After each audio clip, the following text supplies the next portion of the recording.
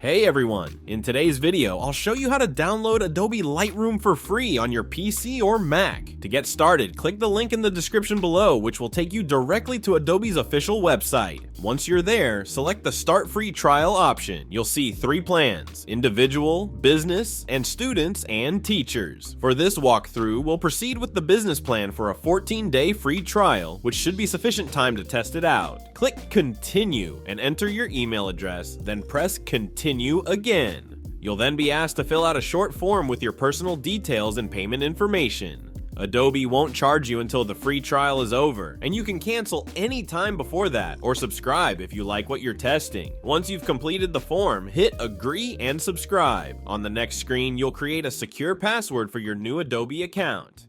After that, download the Creative Cloud desktop app when prompted. Install it, then sign in using the same email you just registered. Once Creative Cloud is open, head to the Apps tab, scroll through the list, find Lightroom, and click Install. And just like that, Adobe Lightroom is installed and ready to use. Dive in, start editing your photos like a pro, and explore all the fantastic features Lightroom has to offer.